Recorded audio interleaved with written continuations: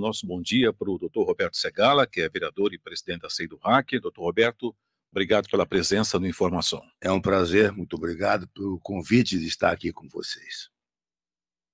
Doutor Roberto, vamos começar falando do plebiscito, né, que é uma pauta importante nesse momento para a cidade, né? Não. Na verdade, o plebiscito foi uma proposta formulada por mim, com a parceria do vereador Roque, vários anos atrás. Por quê?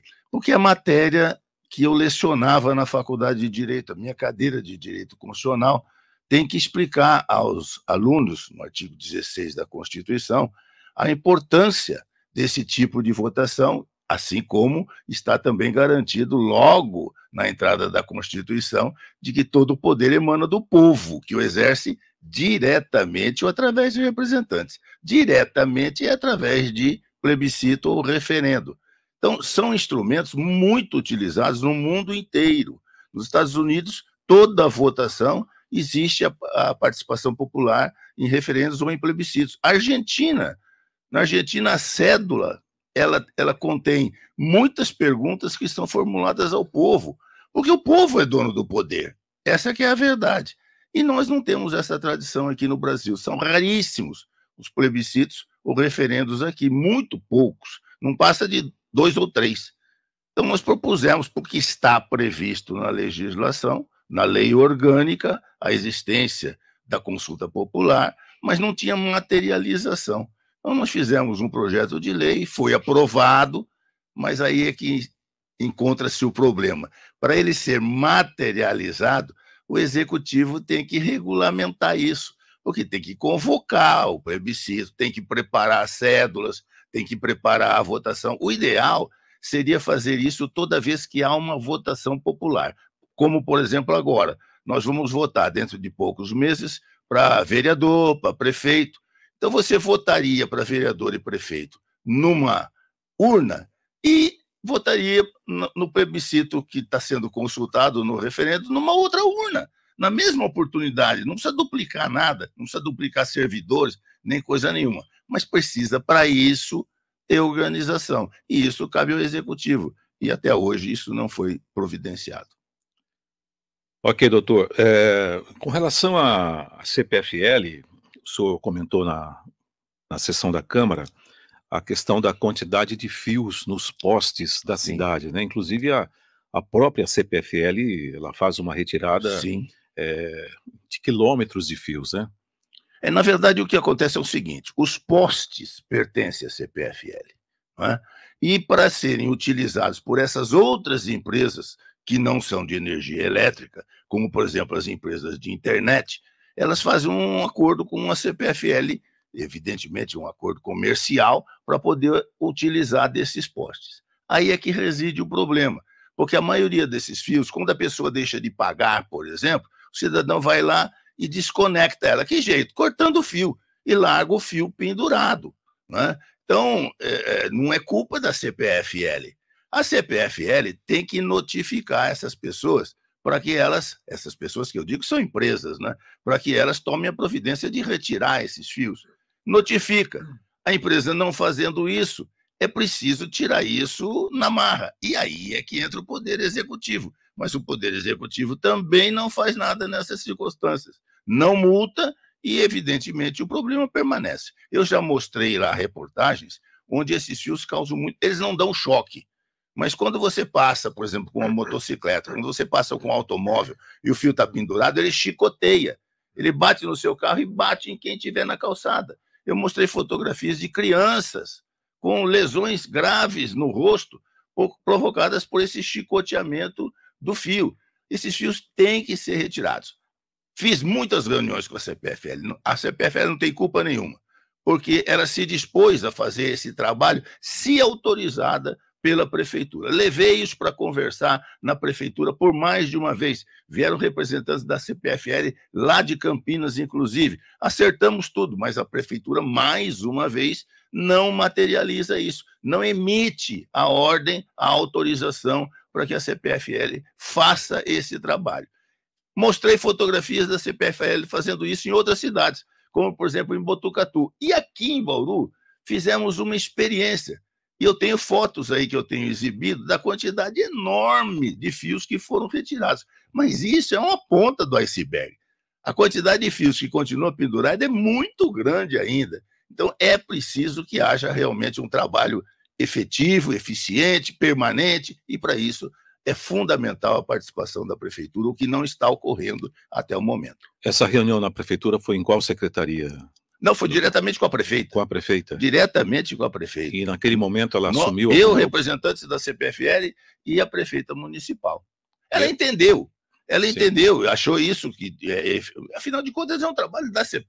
A CPFL se ofereceu, inclusive, para fazer uma demonstração. Sugeriu, se a senhora quiser, nós fazemos isso na Avenida Nossa Senhora de Fátima, para mostrar como é que vai funcionar isso aí. Tudo ficou conversado. Eu também não estou culpando a prefeita, porque, na verdade, ela tem que dar essa ordem a alguém, não vai ser a prefeita que vai pessoalmente no local fazer isso. Ela tem que ter servidores que deem cumprimento às determinações dela. É isso que parece que não está ocorrendo adequadamente, porque não tem efetividade nisso. Ela concordou, mas, de fato, na prática não aconteceu absolutamente nada. Vereador, até agora, nos dois assuntos que nós tratamos aqui, o senhor disse sobre processos que saíram do Legislativo, mas que chegaram no Executivo e não tiveram necessariamente a devida continuidade. E aí o senhor, que tem uma longa carreira na vida pública, né, já passou por várias legislaturas, esteve com alguns outros prefeitos, eu gostaria que o senhor dissesse, né, especificamente nessa legislatura, nesse mandato, nesse governo, na opinião do senhor, qual foi o fator ou quais foram os fatores que levaram a esse desgaste, principalmente agora nessa reta final, entre executivo e legislativo? Na verdade, o desgaste é de parte do legislativo com o executivo, e não do legislativo inteiro. Por quê? O principal problema foi que, por méritos ou por outras razões, a prefeita conseguiu construir uma maioria de votos na Câmara. Permanente. Essa maioria de votos é cativa. Qualquer projeto que seja do interesse da prefeitura vai ter a votação de 9 pessoas da Câmara. 9 vereadores da Câmara vão sempre votar, ou sim ou não, se o sim favorecer a prefeitura, ou não, se o não favorecer a prefeitura. Os outros fazem número. Os outros ficam ali fazendo figuração, porque nós não conseguimos impor nada. Então fica muito difícil esse relacionamento. Ele se torna complexo por conta disso. Para que aconteça alguma coisa, era preciso que o legislativo inteiro pudesse estar sintonizado com a prefeita. Não acontece isso. É apenas uma parte do legislativo que tem acesso à prefeita para conseguir isso ou aquilo. Não é a totalidade. O senhor chegou até, num caso em específico, falar que não precisava nem votar, que o senhor já sabia... É uma pena isso, né?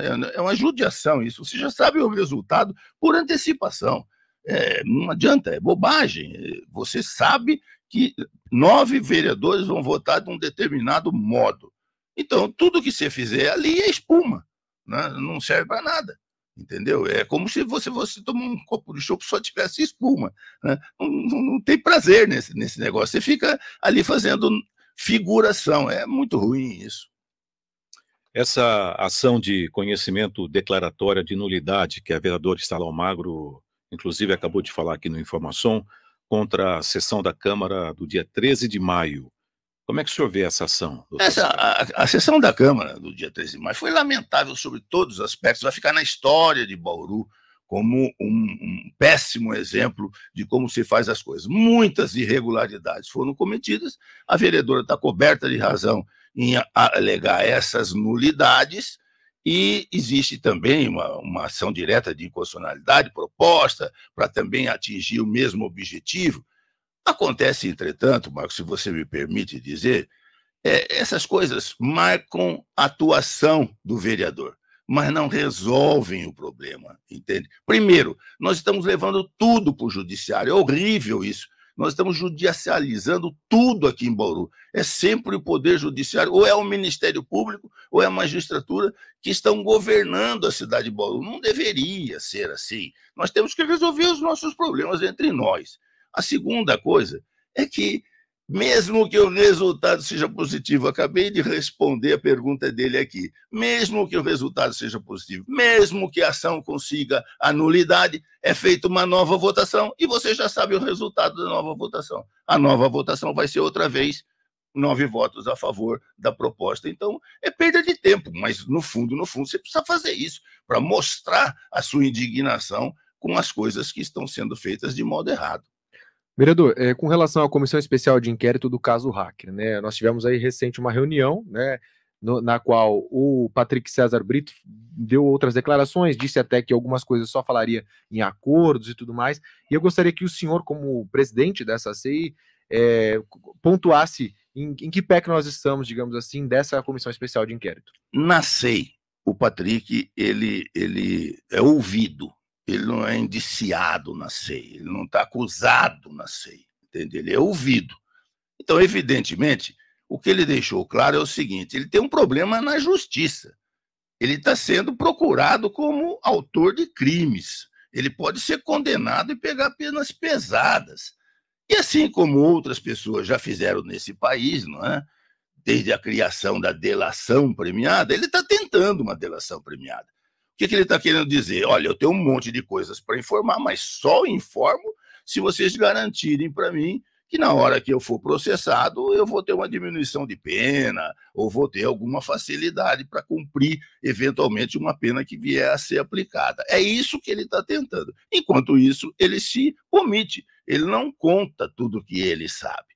Mas o que ele está contando já é um indício, é indicador de problemas muito sérios nesta área. Ele confessa a autoria de procedimentos que são, sem sombra de dúvida, criminosos, entendeu? Então, invadir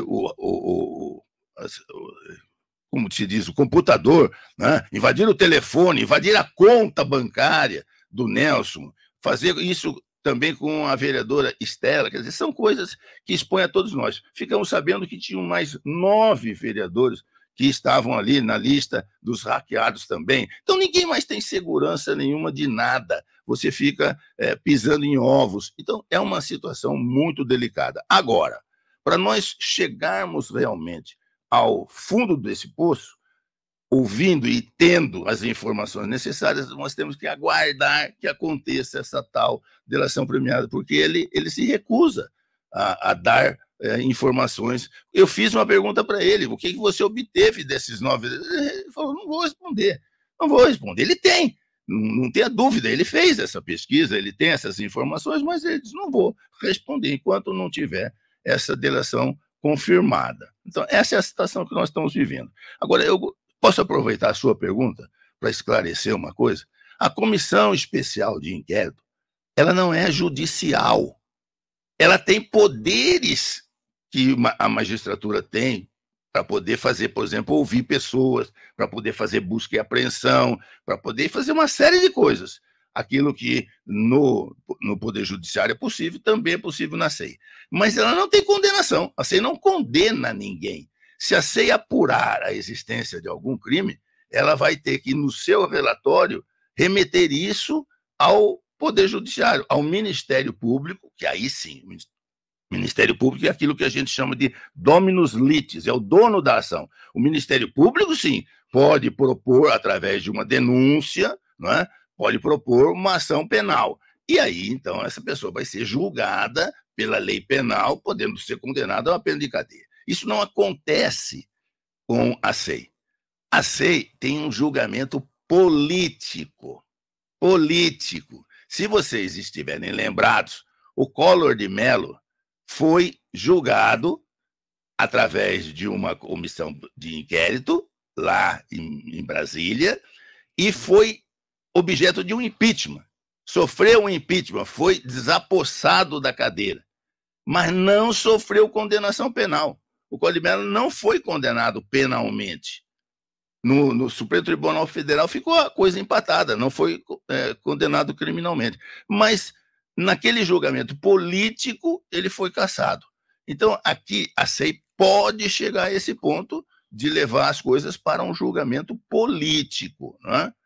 Aí eu já não sei mais o que vai acontecer, porque acabei de responder a sua pergunta também a respeito da quantidade de votos permanente que a prefeitura tem na Câmara. Então, é difícil de prever o fim disso tudo, mas é possível que chegue-se a esse resultado. Se tiver a comprovação, nós estamos buscando documentos. Ele falou, ele ofertou, por exemplo, as contas bancárias dele. Então, nós temos hoje a certeza dos depósitos que foram feitos na conta bancária dele. Então, estão conosco. Ele encaminhou para a SEI. Mas nós precisamos saber quem depositou, quem é que deu esse dinheiro, né? Nós já sabemos que o Valmir não tem dinheiro, estava desempregado, não tem dinheiro para fazer isso aí. Alguém deu esse dinheiro para ele. Quem foi que deu esse dinheiro para ele? Nós temos que rastrear isso, ir atrás dessa informação. Se nós conseguirmos essa prova documental, essa é uma prova que é fundamental para um processo judicial. Mas num processo também da Câmara, poderia ter um impacto muito grande. A pessoa ficaria muito difícil dela votar contra diante de uma evidência que não provocasse nenhum tipo de dúvida. Nós estamos atrás desses documentos. Não sei se vamos consegui-los, mas de qualquer maneira eu volto a repetir a você. O julgamento final vai ser um julgamento político. E o senhor citou o caso Fernando Collor de Mello, e foi por isso, inclusive, que ele perdeu o cargo político dele naquela cassação política. Sim. Porque, e agora, no âmbito criminal, isso não necessariamente aconteceu, o senhor mesmo disse, ficou empatado. E a diferença é que o Patrick César Brito não tem um cargo político, por isso que a SEI não consegue... Exatamente, a SEI não consegue fazer nada contra ele. Ele não é funcionário público, inclusive. Ele não está afeto à nossa, vamos chamar assim, entre aspas, jurisdição, né? Nossa, que eu digo, é da SEI. Uhum. Perfeito. Doutor Segala, esse trabalho da SEI deve demorar quanto tempo? Ele tem prazo, né? O prazo normalmente é 90 dias, prorrogável por mais 30. Daí, às vezes, a gente fica muito preocupado, porque determinadas coisas levam tempo. Nós temos que oficiar, por exemplo, para, no caso aí, por exemplo, juízos de direito, né, que recebem... Ele está sendo processado nos juízos de direito, inclusive na capital, está sendo processado lá em Araçatuba. Esse pessoal tem muito mais informações, porque eles conseguem ouvir as pessoas coercitivamente. Coercitivamente significa você levar a pessoa contra a vontade dela, para ela depor. A SEI não consegue isso. A SEI tem que convidar as pessoas para que eles compareçam. Então, nós estamos tendo que esperar que essas pessoas a quem nós estamos oficiando nos informem também coisas. E isso demora tempo, né? Oficiamos, por exemplo, para o Valmir ser ouvido, assim como o hacker foi, nós queremos dar oportunidade. Um fala uma coisa, se ouve outra, é assim que se faz, é assim que se deve fazer. Mas oficiamos para ele com a R, ele recebeu, não respondeu, porque no caso dele é um convite.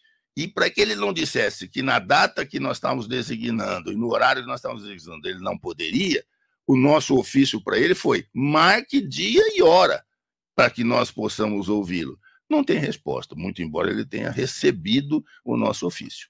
Se vencer esse prazo aí que o senhor disse agora há pouco, né, de prorrogar, inclusive, vamos supor que vença todos os prazos, o que acontece depois? Você vai fazer um relatório e vai dizer o que conseguiu até ali. Até aqui nós conseguimos isso, não conseguimos mais por conta disso. E aí esse relatório tem que ser submetido a uma votação. Mas eu repito mais uma vez, Marco, é bom lembrar que é uma decisão política. Você fala, mas vocês não fizeram prova de que não sei o quê. Não há necessidade na SEI, ok? Há necessidade em juízo. Na SEI, basta uma convicção, basta você estar convencido, e você que eu digo é quem vai votar, evidentemente. Mas digo mais também, viu? Muito desse convencimento deverá vir, eu espero que venha, pela participação do povo. Porque o vereador pode estar comprometido com alguém para votar de um jeito ou de outro, mas se o povo fizer pressão em cima dele, ele vai pensar duas vezes na hora de dar o voto dele. Até porque, né, eu vi muitas pessoas participando aqui falando, então quer dizer que é igual ter um filho sem ter a responsabilidade sobre esse filho. A participação da Cleusa Cássia Terra aqui. O que precisa ficar claro é que, na verdade, o caso hacker é um caso criminal. Sim. Né, e que a isso cabe outra investigação. Sim. Foi foi instaurada a SEI por envolver uma vereadora, né? Por envolver político. Exatamente. Então é só deixar claro para que as pessoas... Uma vereadora e um funcionário da Câmara. Exatamente, o jornalista Nelson Itaberá. Então, tipo, só para deixar claro, é um caso criminal, e aí cabe, então, portanto, ao lado criminal, ao lado judiciário, dar sequência nisso. Né? Não, e é possível, nesse caso, que a gente consiga encontrar elementos para informar que algum funcionário público, seja ele qual for, do nível que for, da prefeita até o gari, se algum funcionário público tiver participação nisto que nós estamos apurando, aí sim a SEI tem oportunidade de tomar providências, tá certo? Nesse campo administrativo. A origem desse depósito que foi feito, é difícil chegar até a origem desse depósito, doutor? Difícil não é, mas volto a repetir, a gente depende das informações dos outros. Você oficia, por exemplo, nós oficiamos aqui ao juiz, só para dar um exemplo, oficiamos ao juízo eleitoral aqui em Bauru para tentarmos saber quem tinha entrado no sistema, no CAND, né, que tem a documentação de todos os políticos, porque nós descobrimos que aqueles documentos que estavam lá com o hacker, né, com o Patrick, foram recebidos porque alguém obteve esses documentos em algum lugar. Na Câmara não foi. Esses documentos não tiveram origem na Câmara. Foi em algum lugar. Então foi lá na Justiça Eleitoral. Oficiamos. O juiz disse, eu não posso fazer nada, porque essas informações todas estão no TSE, lá em Brasília. Oficiamos para a ministra Carmen Lúcia, que é presidente do TSE. E aí você fica esperando. Não sei quando ela vai responder. Esse é o problema. Eu não posso obrigá-la a responder num determinado prazo, mas eu tenho prazo, que eu digo é a SEI, né? O que vai se fazer? Em relação a algum envolvimento da prefeita, não se tem nada ainda, né? Tem as falas que o Patrick fala, né? O Patrick, ele dá a entender que a prefeita estava sabendo, estava por dentro do que estava ocorrendo, afinal de contas, é o cunhado dela. E tem as ilações, né, que você faz, né? Porque teria interesse alguém em fazer isso se não fosse para beneficiar determinada pessoa, e essa determinada pessoa não está sabendo o que está se fazendo. São ilações. Não existe ainda, como eu disse para você, nenhuma prova material, né? Nós estamos tentando. Vou explicar melhor. O celular do Valmir aqui, ele precisa ser periciado, certo? E o celular do meio-irmão dele lá em Araçatuba também, por conta das conversas que eles tramaram, para ver como que foi que se chegou a isso, quem que foi que deu essas informações, quem que pagou. Eles devem ter provavelmente trocado ideia. Lá em Araçatuba, a gente desconfia que não houve boa vontade de fazer a perícia da forma como devia, porque usaram um instrumento que é um instrumento superado. Esse instrumento não consegue obter informações daquilo que foi deletado, digamos assim, do aparelho. Em São Paulo, no Instituto de Criminalística em São Paulo, existem sistemas mais avançados, capazes de fazer isso. Se houve o apagamento de algumas dessas conversas, lá é possível recuperar essas conversas. Só que acontece o seguinte, isso não foi pedido para lá, né? O delegado de polícia lá de Araçatuba não solicitou que isso fosse feito. E nós estamos precisando do aparelho para poder fazer. Só que a Justiça de Araçatuba devolveu o aparelho ao cidadão. Então, agora, nem isso nós não temos. Nós temos que fazer uma busca e apreensão.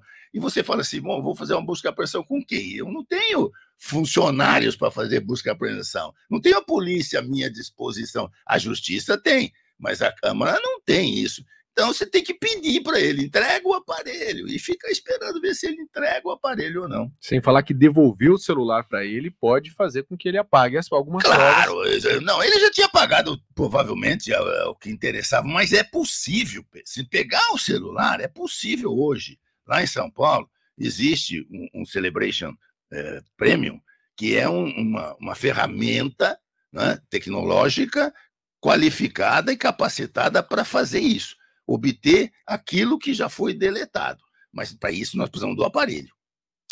Qual que é a agenda da SEI daqui para frente, doutor Segala? Então, nós estamos no aguardo de algumas providências que já solicitamos. Né? Precisamos saber se essas pessoas vão querer ser ouvidas ou não. Já pusemos isso à disposição, pedimos documentos. Né? Temos umas outras providências que estão sendo objeto de ofício. Por exemplo, quando você faz uma pesquisa via internet, você usa as antenas para poder fazer isso. As antenas estão distribuídas pela cidade toda, tá certo? Então, para saber quem fez determinada pesquisa, você precisa saber onde essa pessoa estava e onde estava a antena. Ok? Então, é possível fazer isso. É possível você provar que fulano de tal estava no local onde esse sistema foi acionado pela antena X. Mas tudo isso é objeto de perícia, tudo isso demora um tempo. Nós estamos providenciando esse tipo de coisa também.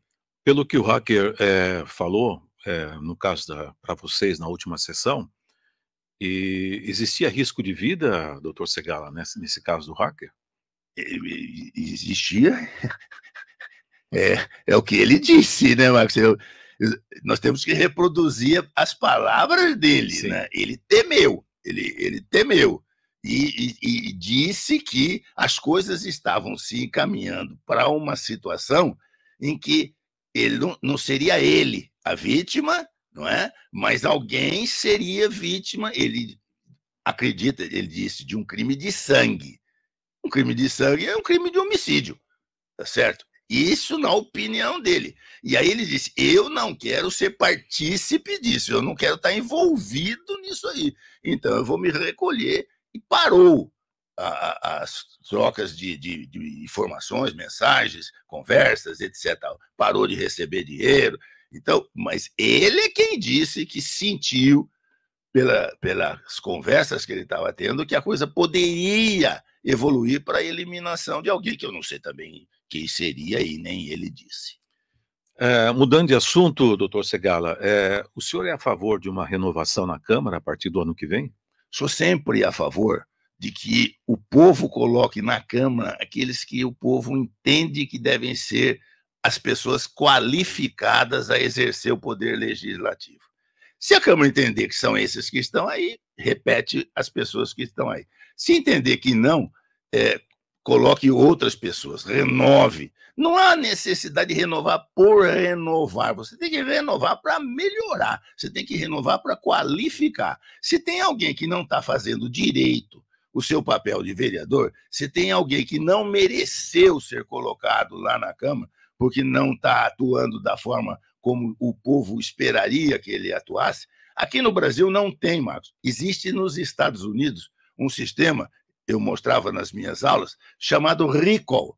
No recall, o povo pede o voto de volta.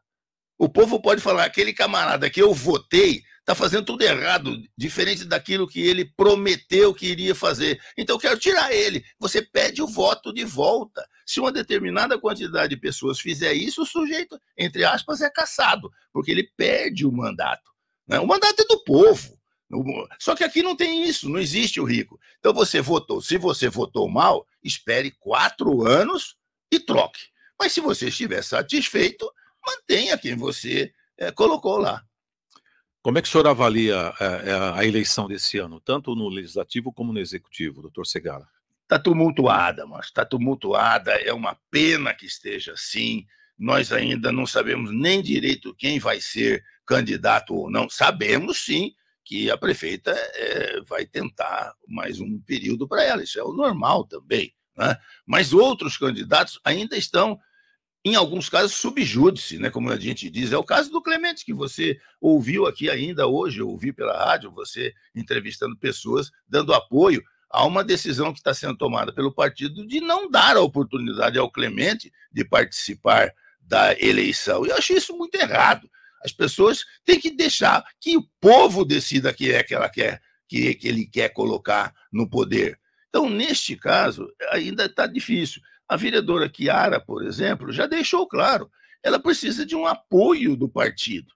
A semana passada ela passou a semana toda, eu não tive a oportunidade ainda de conversar com ela, porque ela passou a semana toda em São Paulo em negociações com o partido. Por quê? Porque isso não é coisa para amador, Marcos. Uma campanha eleitoral custa dinheiro. Hoje você vai tentar fazer uma contratação, e isso é responsabilidade do candidato a prefeito, hein? O vereador não entra com isso, o vereador recebe material. O candidato a prefeito é que tem que bancar o material, e ela não pode bancar do bolso, evidentemente tem que bancar com o apoio do partido, o partido tem que garantir um determinado valor. Ela fez um levantamento, estava me confidenciando, né? O teto de gasto aqui em Bauru para ser um candidato a prefeito é R$750 mil, é o máximo que o candidato pode gastar. Ela fez pediu um orçamento para fazer programa de televisão, porque você tem que aparecer na televisão, ainda que seja 10 segundos, meu nome é fulano de tal e coisa, você tem que aparecer na televisão, no horário gratuito, mas isso tem que ser gravado, e a televisão não é de graça. Ela fez um pedido de orçamento, o primeiro pedido que ela recebeu foi de R$660 mil. Então você fala, que jeito que eu vou fazer isso? Se não aparecer dinheiro, fica difícil, né? É complicado. Não tem também doadores dessas quantias tão expressivas assim. A pessoa doa pouca coisa, alguma coisa. Então, você tem que esperar, não tem jeito, tem que esperar a convenção para ver como é que vai ficar, para poder daí começar a trabalhar, né? Eu estou vendo com preocupação a campanha eleitoral. Doutor Segala, infelizmente nosso tempo se esgotou. Algum agradecimento, doutor? O meu agradecimento é por estar aqui respondendo a vocês, porque eu canso de dizer, isso é dever, isso é obrigação. Nós que estamos num cargo público, temos obrigação de prestar contas a quem nos colocou lá, e quem nos colocou lá é o povo, e é o povo que está nos ouvindo agora. O povo está aí na rádio, não, são ouvintes da rádio, e eles têm que saber o que está acontecendo, e têm que saber por alguém que possa informar verdadeiramente, e não por essas coisas que acontecem aí na rede social, que você não sabe qual é a origem, quem está fazendo, nem nada disso. Aqui eu estou falando, eu estou aqui, com o meu rosto aqui, dando as declarações, conforme vocês estão me perguntando, não estou fugindo de nenhuma pergunta, é assim que tem que ser. Então eu tenho que agradecer sim, agradecer a oportunidade que vocês dão da gente poder dar essa satisfação ao nosso eleitor. 8h10, agradecemos o vereador e presidente da SEI, doutor Roberto Segala, gentilmente nos atendeu, esteve aqui no Informação dessa segunda. Doutor Segala, felicidades aí, volte mais vezes. Muito obrigado, sempre que for convidado, mas muito obrigado.